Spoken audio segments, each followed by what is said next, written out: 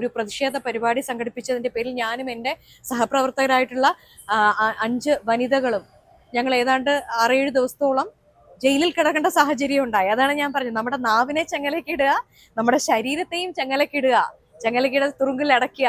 നമസ്കാരം, മലയാളി വാർത്തയിലേക്ക് സ്വാഗതം. 5 വർഷങ്ങൾക്ക് മുന്നേ മുഖ്യമന്ത്രി പിണറായി വിജയനെ വിമർശിച്ചു എന്ന കുറ്റത്തിന് യൂത്ത് കോൺഗ്രസിലെ ഒരു നേതാവിനെതിരെ കേസെടുത്തു.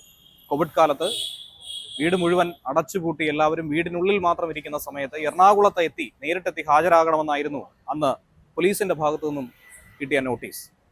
അന്ന് മുതൽ തുടങ്ങിയ നീണ്ട 5 വർഷക്കാലത്തെ നിയമ പോരാട്ടം ഏറ്റവും ഒടുവിൽ കേസ് പിൻവലിച്ച് സർക്കാർ തന്നെ മുട്ടുമടക്കുന്ന ഒരു സാഹചര്യത്തിലേക്ക് എത്തി. ആ പോരാളിയുടെ അടുത്താണ് നമ്മളിപ്പോൾ നിൽക്കുന്നത്. നമുക്ക് എല്ലാവർക്കും സുപരിചിതയായ അഡ്വക്കേറ്റ് വീണ എസ് നായർ. നമസ്കാരം. എങ്ങനെയായിരുന്നു ഈ 5 വർഷത്തെ പോരാട്ടം? എന്തായിരുന്നു ഈ കേസിന് ആധാരമായിട്ടുള്ള വിഷയം? നമുക്കറിയാം, ഈ കോവിഡ് കാലഘട്ടം എന്ന് പറയുന്നത് ലോകത്തെ സംബന്ധിച്ചിടത്തോളം, ലോകം മുഴുവൻ സ്തംഭിച്ചു പോയ നമ്മുടെ കേരളത്തെ സംബന്ധിച്ചും ഒരുപാട് പേര് തൊഴിൽ നഷ്ടപ്പെട്ടും പട്ടിണി കിടന്നും. കാരണം ഞാൻ വിചാരിക്കുന്ന ഒരു വലിയ വിഭാഗം ആൾക്കാര്, പ്രത്യേകിച്ച് മധ്യവർഗത്തെ സംബന്ധിച്ചിടത്തോളം, അവര് പലർക്കും ജോലിയില്ല. മുന്നോട്ട് 2 എൻഡ്സും മീറ്റ് ചെയ്ത് കൊണ്ടുപോകാൻ പറ്റാത്ത സാഹചര്യത്തിൽ വലിയ ക്രൈസിസിലായിരുന്നു കേരളത്തിലെ ഒരു വലിയ വിഭാഗം ജനങ്ങൾ. അപ്പൊ നിരന്തരമായിട്ട് നമ്മൾ കണ്ടുകൊണ്ടിരുന്നൊരു സംഭവം എന്ന് പറയുന്നത് PR-ന്റെ പേരിലുള്ള ധൂർത്ത്. ആ PR എന്ന് പറയുന്നത് സർക്കാർ അസാധാരണമായിട്ടുള്ള പല കാര്യങ്ങളും ചെയ്യുന്നു. കോവിഡിന് മുൻപിൽ ലോകം മുഴുവൻ സറണ്ടർ ചെയ്തപ്പോൾ കേരള സർക്കാരാണ് ഈ കേരളത്തിലെ ജനങ്ങളെ പിടിച്ചു നിർത്തിയത്. കോവിഡിനെ കണ്ട്, കോവിഡ് ശൈലജ ടീച്ചറെ അടക്കം കണ്ട് പേടിച്ചോടി എന്നുള്ള തരത്തിൽ വലിയ രീതിയിലുള്ള ക്യാമ്പയിൻസ്, അത് സോഷ്യൽ മീഡിയയിലായാലും അല്ലാതെ നമ്മൾ ഏത് മാസ് മീഡിയ നോക്കിക്കഴിഞ്ഞാലും അറിയാം, ക്യാമ്പയിൻസ് നമ്മൾ നിരന്തരം കണ്ടുകൊണ്ടിരുന്നതും കേട്ടുകൊണ്ടിരുന്നതും ആണ്.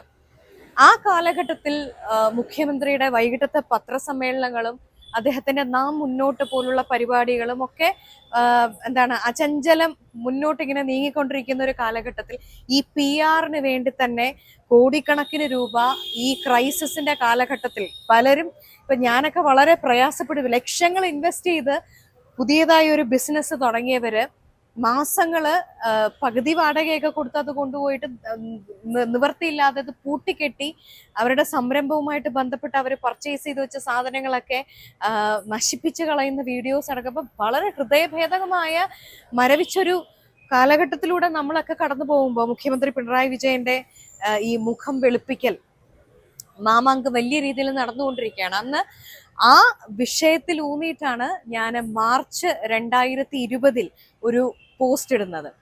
ആ പോസ്റ്റ് പബ്ലിഷ് ചെയ്ത് കുറച്ച് ദിവസങ്ങൾക്ക് ശേഷം ഞാൻ അറിയുന്നത്, ആ സമയത്ത് തന്നെ സൈബർ അറ്റാക്ക് പലതരത്തിലും വന്നു തുടങ്ങിയിരുന്നു. ആ അന്നത്തെ പോസ്റ്റ് നിങ്ങൾ പരിശോധിച്ചാൽ അറിയാം, അതിന്റെ താഴെ തന്നെ വന്ന് ആ പോസ്റ്റ് പിൻവലിച്ചില്ലെങ്കിൽ വിവരം അറിയുമെന്നും അഴിയെണ്ണുമെന്നും ഒക്കെ പറഞ്ഞ സഖാക്കളുടെ വലിയ ഭീഷണി ഉണ്ടായിരുന്നു. അതെ, അതിൽ എനിക്കെതിരെ പരാതി കൊടുത്ത് കേസ് കൊടുത്ത സഖാവായിട്ടുള്ള ഒരാൾ, അയാൾ അവിടെ പറഞ്ഞിട്ടുണ്ട്, കമന്റ് ചെയ്തിട്ടുണ്ട്, 2 മണിക്കൂർ സമയം തരും, ആ പോസ്റ്റ് പിൻവലിച്ചില്ലെങ്കിൽ അഴി എണ്ണിക്കും എന്ന് പറഞ്ഞ് കമന്റ് ചെയ്തിട്ടുണ്ട്. അപ്പൊ സംഭവിച്ചെന്താണെന്ന് വെച്ചാൽ, ഞാൻ എനിക്കിട്ട പോസ്റ്റിന്മേൽ എനിക്ക് ഉത്തമ വിശ്വാസമുണ്ട്. എൻ്റെ ഉത്തമ ബോധ്യത്തിലുള്ള കാര്യങ്ങൾ മാത്രമേ ഞാൻ എൻ്റെ ഫേസ്ബുക്കിൽ പോസ്റ്റ് ചെയ്യാറുള്ളൂ. മറ്റാരെങ്കിലും തോന്നുന്ന പോലെ ഹാൻഡിൽ ചെയ്യുന്ന ഒരു ഫേസ്ബുക്ക് പേജും അല്ല എൻ്റെത്. അങ്ങനെയാണ് ആ പോസ്റ്റ് ഞാൻ പിൻവലിക്കുന്നില്ല. തുടർന്ന് കുറച്ച് ദിവസങ്ങൾ കഴിയുമ്പോൾ എനിക്കൊരു അറിയിപ്പ് വരുന്നത് അടിയന്തരമായി എറണാകുളം സെൻട്രൽ പോലീസ് സ്റ്റേഷനിലേക്ക് എത്തണം എന്നുള്ളതാണ്. അപ്പോൾ കോവിഡ് ലോക്ക്ഡൌണിന്റെ സമയം ഞാൻ തീരുമാനിച്ചു, ലോക്ക്ഡൌണിൽ ജനങ്ങൾ ആരും സഞ്ചരിക്കാൻ പാടില്ലാത്തൊരു സമയത്ത് ഞാൻ പോകണം എന്ന് ആവശ്യപ്പെടുന്നത് ശരിയല്ല, ഞാൻ പോകാൻ തയ്യാറല്ല എന്നുള്ളത് തന്നെയാണ്. ഞാൻ അവിടെ പോലീസ് സ്റ്റേഷനിൽ വിളിച്ച് അറിയിച്ചു, ഞാൻ വരാൻ ഉദ്ദേശിക്കുന്നില്ല, ബുദ്ധിമുട്ടാണെന്ന് തന്നെ അറിയിച്ചു. അപ്പോൾ ഇതിനോട് ഇങ്ങനൊരു കേസ് നമ്മുടെ പേരിൽ രജിസ്റ്റർ ചെയ്തു എന്ന് മനസ്സിലാക്കിയപ്പോൾ തന്നെ സത്യത്തിൽ ആദ്യം ഞാനൊരു അല്പം എന്താണ് ഇനി ചെയ്യേണ്ടത്? കാരണം നമ്മളൊരു പാർട്ടി പരിപാടിയുടെ ഭാഗമായിട്ട് സമരങ്ങളിൽ പങ്കെടുക്കുമ്പോൾ നമ്മൾ കേസുകളിൽ പ്രതിയാവും. ഏകദേശം ഇപ്പോൾ 10-45ഓളം കേസ് എൻ്റെ പേരിലുണ്ടെന്നുള്ളതാണ് എൻ്റെ അറിവ്. അതിൽ പല കേസുകളിലും ഏകദേശം ഒരു 10-40 കേസിലോളം ഒരു 2-3 ആഴ്ച മുമ്പ് ഞാൻ പോയി ജാമ്യം എടുത്തതാണ്. അപ്പോ ഈ പാർട്ടി പരിപാടിയിൽ നമ്മൾ ഒരു വലിയ പ്രൊട്ടസ്റ്റിന്റെ ഭാഗമായി പങ്കെടുക്കുമ്പോൾ അത് തീർച്ചയായും ഒരു പരിധിവരെ പാർട്ടി ആ കേസുകളുടെ കാര്യത്തിൽ അവരത് പരിഗണിച്ച് തന്നെയാണ് മുന്നോട്ട് പോകുന്നത്. പക്ഷെ ഇത് ഞാൻ ഇൻഡിവിജ്വലി എൻ്റെ ഫേസ്ബുക്ക് പേജിൽ ഞാൻ ഇട്ട എൻ്റെ ഒരു അഭിപ്രായമാണ്. ആ അഭിപ്രായത്തിന് എനിക്കൊരു പരിരക്ഷ കിട്ടണം എന്നൊന്നും നിർബന്ധമില്ല. അപ്പൊ അങ്ങനെ ഒരു പ്രതിസന്ധിയിൽ നിൽക്കുന്ന സമയത്താണ് ഡോക്ടർ മാത്യു കുഴൽനാടനെ അദ്ദേഹത്തെ സമീപിച്ചപ്പോൾ അദ്ദേഹം വളരെ സന്തോഷത്തോടുകൂടി ഇതിനകത്ത് നമ്മുടെ ഭാഗത്ത് യാതൊരു തെറ്റുമില്ല, freedom of speech and expression എല്ലാ മനുഷ്യർക്കുള്ള, ഈവൻ നിങ്ങൾ പത്രക്കാർ പോലും ഉപയോഗിക്കുന്നത്, നിങ്ങൾ ജേർണലിസ്റ്റ് പഠിച്ചതുപോലെ freedom of speech and expression തന്നെയാണ് പത്രക്കാരുടെയും റിപ്പോർട്ടിങ്ങിന് അടിസ്ഥാനമായിട്ടുള്ള ഒരു നിങ്ങൾക്ക് എക്സ്പ്രസ് ചെയ്യാനൊക്കെ ഒരു ഫണ്ടമെന്റൽ റൈറ്റ്. അപ്പൊ എനിക്ക് എൻ്റെ അഭിപ്രായം പറയാൻ പാടില്ല എന്നില്ല. അത് ആര് ഭരിച്ചാലും, മോദിക്കെതിരെ ആണെങ്കിലും ഇനി പിണറായി വിജയനെതിരെ ആണെങ്കിലും നമ്മുടെ അഭിപ്രായമുണ്ട്. അത് ഉത്തമ ബോധ്യമുള്ള കാര്യമാണെങ്കിൽ ആ അഭിപ്രായം രേഖപ്പെടുത്താനുള്ള സ്വാതന്ത്ര്യം നൽകുന്ന ഒരു ഭരണഘടനയുള്ള ഒരു രാഷ്ട്രത്തിലാണ് നമ്മളൊക്കെ ജീവിക്കുന്നത്.